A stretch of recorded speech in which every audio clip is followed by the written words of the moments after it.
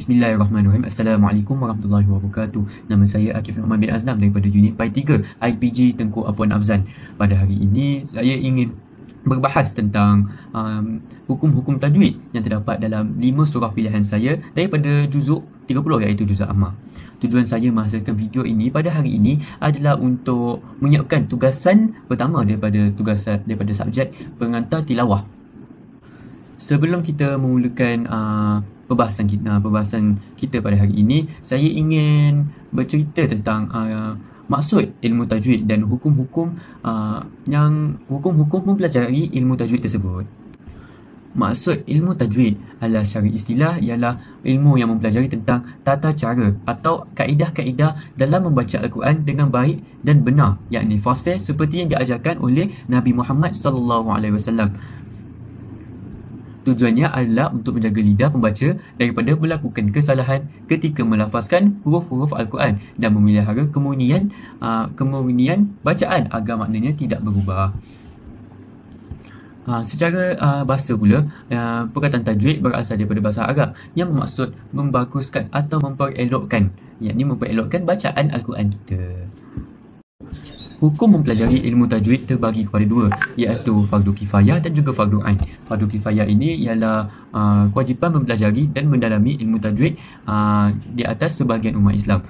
Jika sudah ada sebahagian yang melaksanakannya, maka gugurlah kewajipannya ke atas yang lain. Fardu ain pula bermakna setiap orang Islam yang membaca Al-Quran wajib untuk mengamalkan hukum-hukum tajwid, iaitu membaca Al-Quran bermaksud orang yang membaca Al-Quran tanpa mengamalkan ilmu tajwid dengan sengaja sehingga mengubah makna adalah berdosa. Oleh itu, secara keseluruhannya, setiap umat Islam wajib mengetahui asas-asas ilmu tajwid, manakala mendalaminya adalah perkara fardu kifayah. Sebelum saya memulakan perbahasan saya dan membaca surah kelima-lima surah pilihan saya akan membaca surah tersebut mengikut riwayat Hafs daripada Imam Asim Asy-Syatibi. Itu saja. Surah pertama pilihan saya ialah surah Quraisy. Sebelum saya memulakan penjelasan tentang hukum tajwid yang ada dalam surah Quraisy ni, saya akan bacakan dulu surah ini.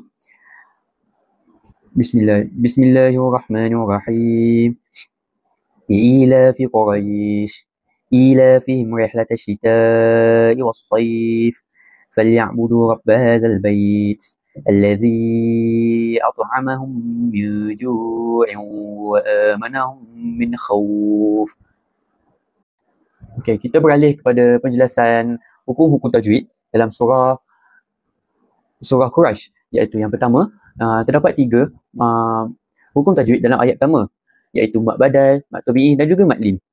Mad badal boleh dijumpai pada huruf li'ilah, perkataan li'ilah, apabila huruf hamzah bertemu dengan huruf ya, iaitu huruf mad, dan perlu dibaca dalam keadaan 2 harakat. Yang kedua, mad tabi'i, apabila huruf lam berharakat fathah tegak dan berjumpa dengan huruf mad dan perlu dibaca dengan 2 harakat.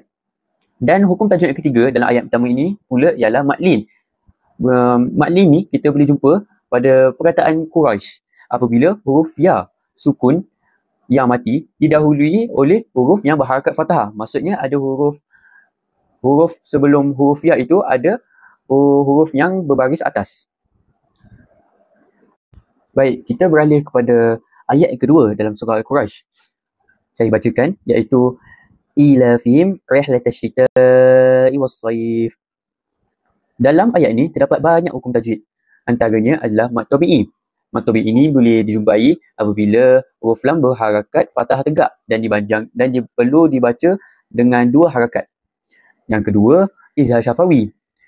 Izhar syafawi ini boleh dijumpai pada perkataan ila fihim rihlat asy-syita apabila mim sukun bertemu dengan huruf ra. Mim ila fihim bertemu dengan huruf ra pada rihlata. Ini mim itu perlu dibaca jelas tanpa dengung. Yang ketiga, alif lam syamsiah. Alif lam syamsiah ini boleh dijumpai pada perkataan rihlat asy-syita dan juga was-sayf. Alif lam syamsiah ini perlu dibaca dalam keadaan alif lam tidak didengar dan tidak dibaca. Contohnya rihlatas syita. Asyita itu dalam perkataan lam itu tidak didengari, tapi diganti dengan huruf shin. Rihlatas syita. Sama juga dengan wassaif. Patutnya keadaan asalnya as-saif tapi dibaca dengan wassaif. Huruf lam itu tidak didengar. Kita pergi pula kepada ayat keempat yang berbunyi allazi at'amahum min ju'in wa amanahum min khauf.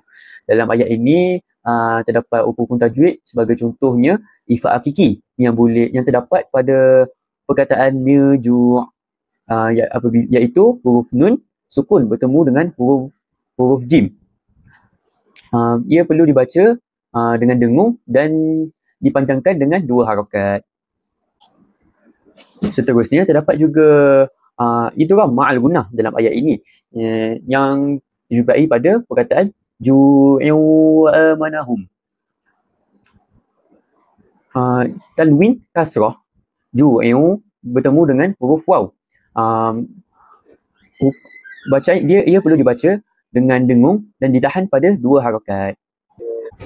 Seterusnya ada juga mad badal dalam ayat ini apabila iaitu perkataan wa amanahum.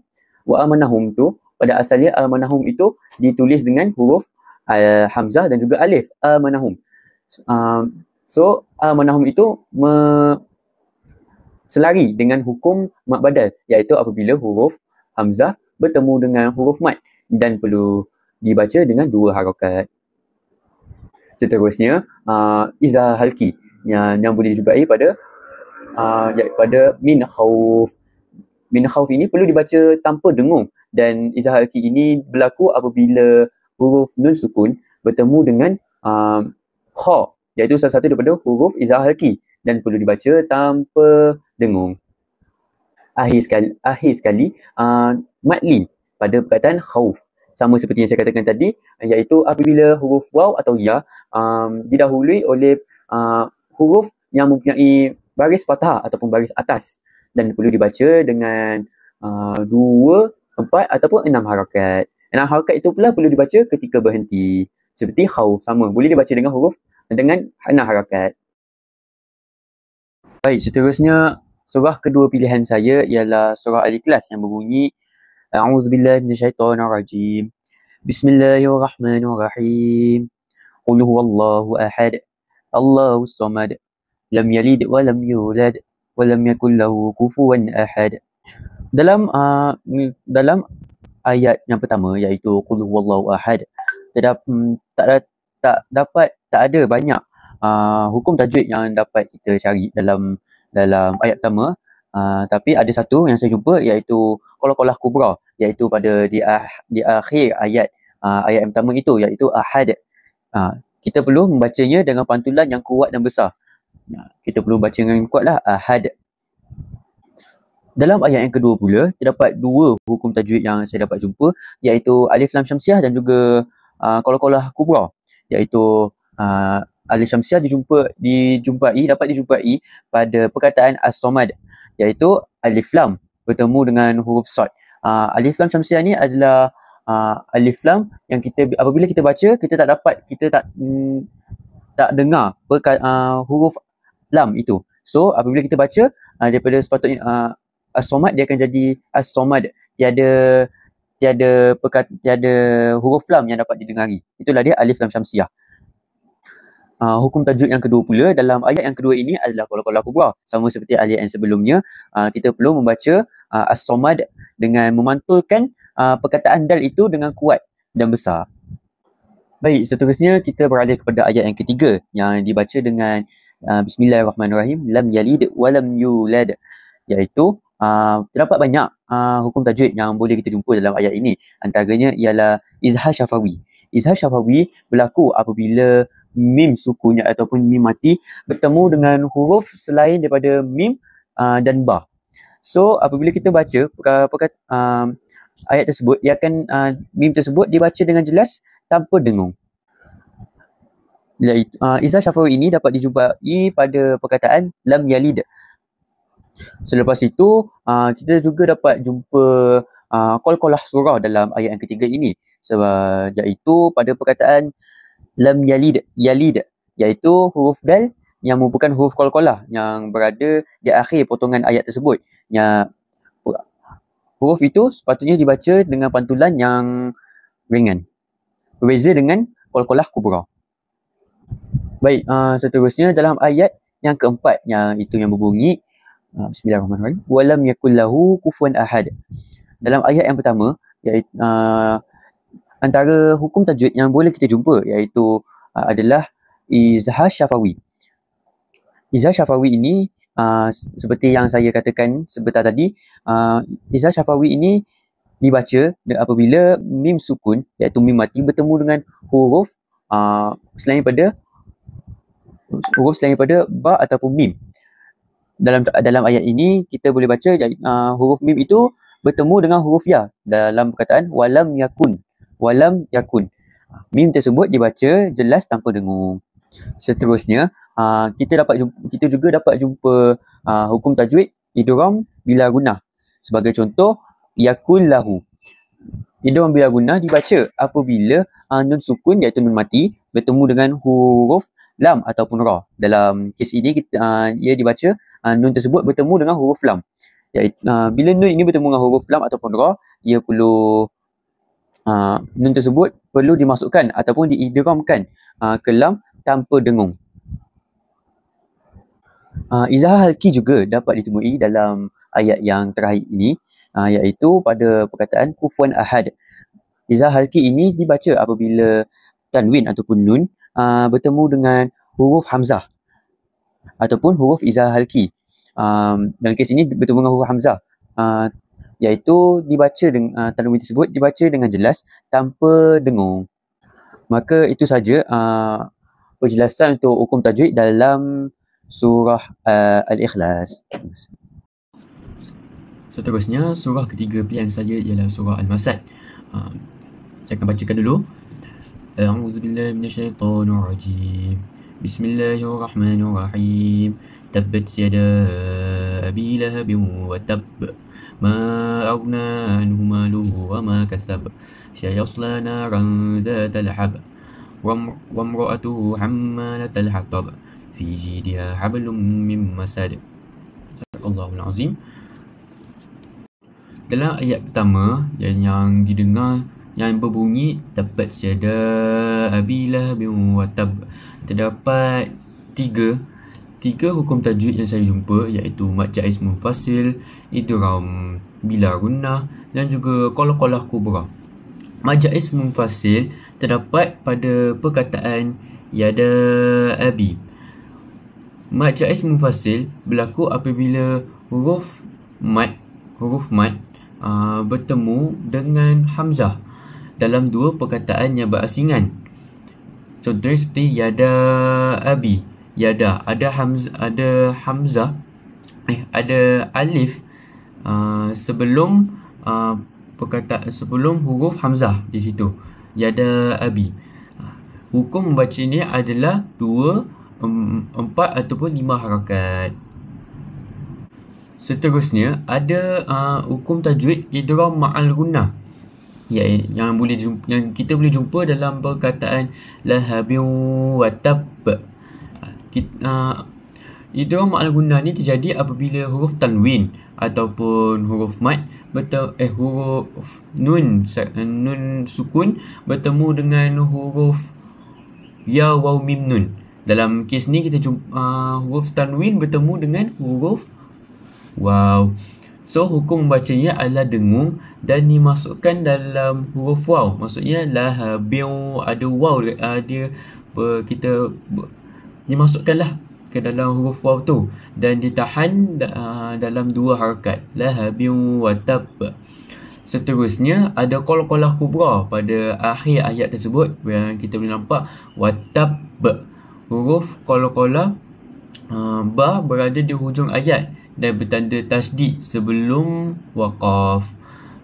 Kita perlu watab huruf ba tu dibantulkan dengan kuat dan saat berhenti. Watab. Seterusnya dalam ayat yang kedua yang berbunyi ma aghna anhu maluhu wa ma kasab. ada antara hukum tajwid yang kita boleh jumpa ialah mad jaiz munfasil.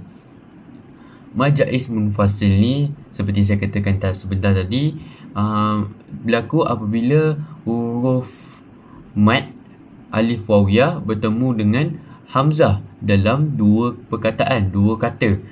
Hukum bacanya adalah 2, 4 ataupun 5 dalam kita boleh jumpa ni dalam perkataan ma'aruna. Seterusnya, kita boleh jumpa juga hukum tajwid izhar halqi yang kita boleh jumpa pada anhu. Nun bertemu dengan huruf ha. Hukum membacanya adalah tanpa dengung dan membaca tanpa dengung. Seterusnya adalah mad silah qasirah. Kita boleh jumpa mad silah qasirah pada perkataan maluhu. Ha dhamir itu tidak diikuti oleh huruf hamzah. Hukum membacanya dipanjangkan dengan 2 harakat. Seterusnya, yang terakhir sekali adalah qalqalah kubra pada akhir ayat tersebut, iaitu kasab.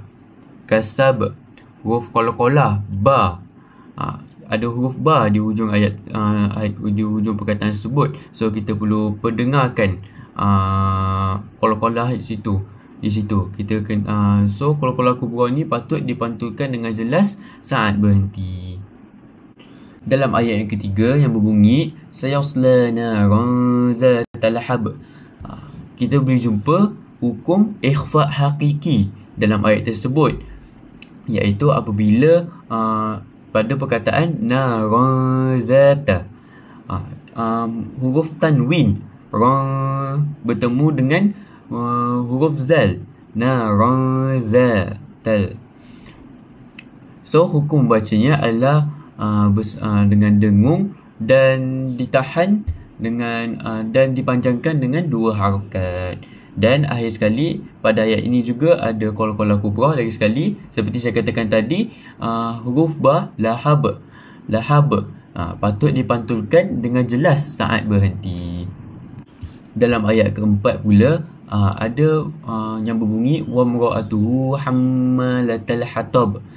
Hukum tajwid yang kita boleh jumpa ialah antaranya adalah mad silah qasirah, iaitu pada perkataan wa mra'atuhu.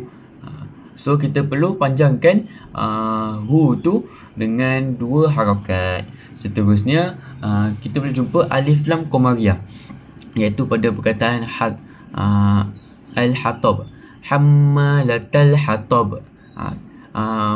Al-hatab tu kita dapat dengar, kita patut perdengarkan huruf lam tersebut. Itulah alif lam qamariyah. Lam itu dibaca jelas, izhar, yakni izhar.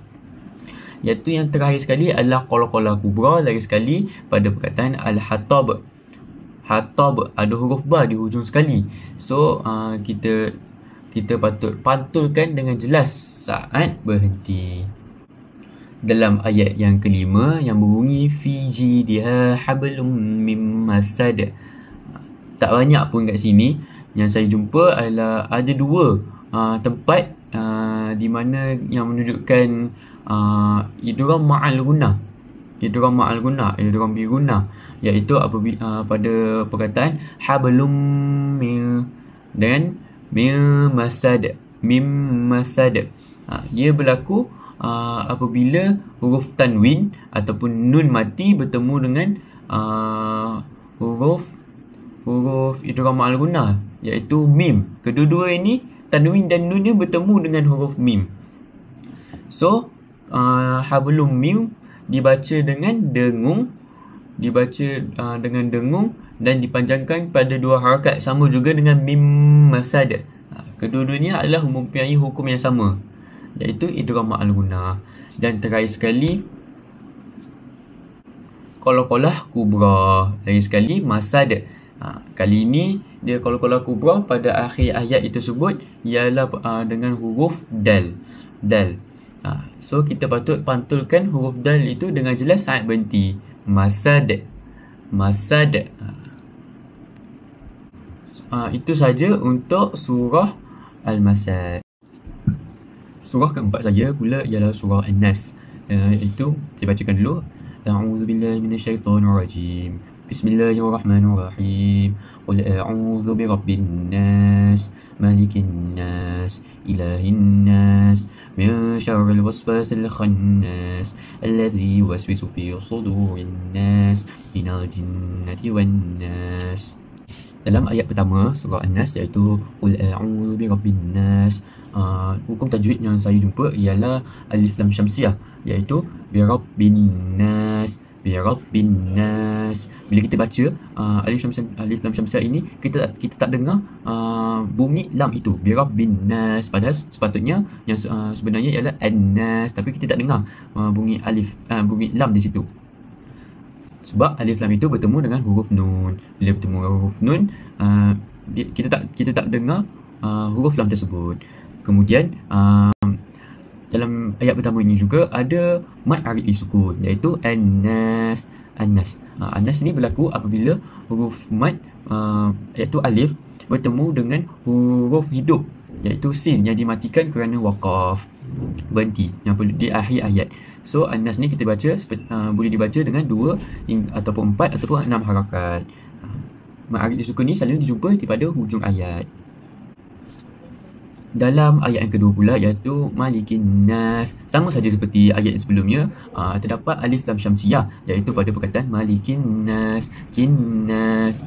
Kita tak huruf lam tersebut tidak diperdengarkan, lam tidak dibaca dan kita dan dimasukkan, diidghamkan ke nun. Dan seterusnya ada mad arid disukun yang seperti saya kata tadi, an-nas, boleh dibaca dengan 2, 4 ataupun 6 harakat. Dalam ayat ketiga iaitu ilahin nas, ada di sini mad tabi'i. Mad tabi'i iaitu pada perkataan ilahi. Ilahi patut dipanjangkan 2 harakat, kerana huruf lam berharakat fathah tegak, ada lam, ada alif kecil dekat ilahi itu. Dan kemudian ada alif lam syamsiah pada ilahin nas, sama seperti tadi, huruf lam tidak diperdengarkan, diidghamkan ke nun. Dan ayat terakhir an-nas iaitu mad arid disukun, sama saja dibaca dengan 2, 4 ataupun 6 harakat. Dalam ayat yang keempat pula iaitu min syarril waswasil khannas. Pada ayat ini kita boleh jumpa ikhfa hakiki. Ikhfa hakiki iaitu apabila huruf nun mati ataupun tanwin, dalam kes ni huruf nun bertemu dengan huruf ikhfa hakiki. Dalam kes ni ialah huruf shin, nun bertemu huruf shin. So min syarril, bila kita baca itu dibaca dengan dengung dan dipanjangkan kepada 2 harakat, min syarri. Dan seterusnya ada dua perkataan yang menunjukkan alif lam qamariyah, iaitu syarril waswasi dan juga min syarril waswasi, yang kedua waswasil khannas. Kedua-dua ini kita perdengarkan alif lam qamariyah, kedua-dua ini kita perdengarkan huruf lam tersebut dibaca dengan jelas, yakni izhar. Itulah alif lam qamariyah. Dan lagi sekali sama seperti yang sebelum ni, mad arid disukun iaitu pada perkataan khannas, boleh dibaca dengan 2 hingga 4 ataupun 6 harakat. Dan pada ayat kelima yang berbunyi alladzi yuwaswisu fi sudurin nas, kita boleh jumpa alif lam syamsiah lagi sekali, iaitu pada perkataan sudurin nas, tidak diperdengarkan huruf lam tersebut kerana diidghamkan ke nun. Dan kemudian ada mad arid disukun iaitu pada an-nas, sama seperti tadi, sebab ada huruf alif bertemu dengan huruf sin, dan dimatikan kerana waqaf, berhenti. Dia boleh dipanjangkan hingga 2 ataupun 4 ataupun 6 harakat. Lagi satu, ada juga alif lam syamsiah pada perkataan allazi. Ia sebab ada huruf lam yang diperdengarkan dengan jelas. Khalas.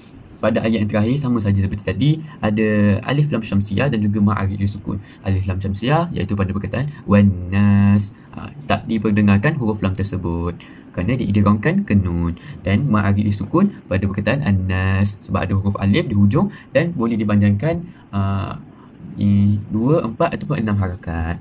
Itu saja untuk surah An-Nas. Baiklah, untuk surah yang terakhir dalam pilihan saya ialah surah Al-Kautsar. Saya bacakan dulu. A'udzubillahi minasyaitonirrajim. Bismillahirrahmanirrahim. Inna a'tainakal kautsar. fasalli li rabbika wanhar inna syani'aka huwal abtar.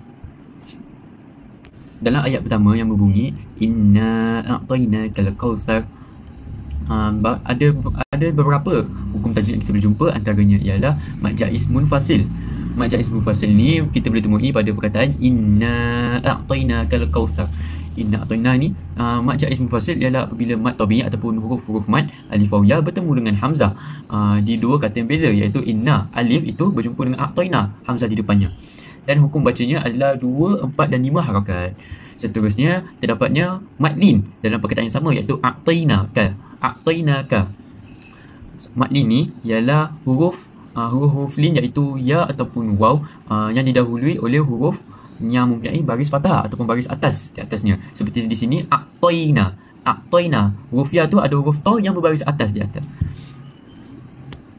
Seterusnya terdapat alif lam qamariyah, iaitu al-kautsar. Inna a'tainakal kautsar. Kita boleh dapat kita perlu perdengarkan, menjelaskan perkataan bacaan lam itu. Kita perlu baca dengan jelas dan izhar. Ini izhar. Dalam ayat yang kedua pula ialah fasalli li rabbika wanhar. Fasalli li rabbika wanhar. Hukum tajwidnya ialah ada izhar halqi pada ayat tersebut, iaitu pada perkataan wanhar. Wanhar, iaitu apabila huruf nun ataupun tanwin, dalam kes ni huruf nun lah, bertemu dengan huruf izhar halqi, iaitu huruf ha. So bacaannya perlu dibaca dengan jelas tanpa dengung. Wanhar. Itu saja untuk ayat yang kedua. Untuk ayat ketiga pula yang berbunyi inna syani'aka huwal abtar, terdapat hukum alif lam qamariyah dalam ayat tersebut, iaitu pada perkataan al-abtar. Inna syani'aka huwal abtar. Kita perlu membaca lam dengan jelas, yakni izhar. Perlu perdengarkan huruf lam tersebut. Seterusnya terdapat juga qalqalah surah pada perkataan al-abtar. Al-abtar. Kita perlu huruf ba iaitu huruf qalqalah, kita patut membuat baca dengan pantulan ringan. Al-abtar. So qalqalah surah ni adalah qalqalah yang mempunyai huruf qalqalah di tengah-tengah ayat, di tengah-tengah perkataan. Dan akhir sekali terdapat juga ra tafkhim, iaitu huruf ra yang berharakat dhammah di akhir ayat waqaf, yang tu dibaca dengan al-abtar. Al-abtar, ra dibaca dengan tebal, tafkhim. Itu saja untuk surah Al-Kautsar.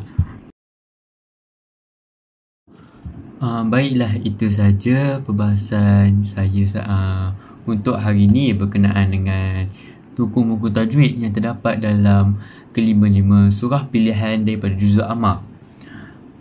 Berdasarkan ini terdapat banyak hukum tajwid yang boleh kita jumpa dalam Al-Quran yang boleh kita pelajari dan juga mendalami. Berdasarkan video saya ini hanyalah perbahasan yang ringkas berkenaan hukum tajwid semata-mata. Jadi sebagai seorang pelajar, kita seharusnya cuba untuk mendalami dan memperbaiki bacaan kita serta mempelajari ilmu tajwid untuk menjadi seorang Muslim yang berjaya. Itu saja. Terima kasih. Assalamualaikum.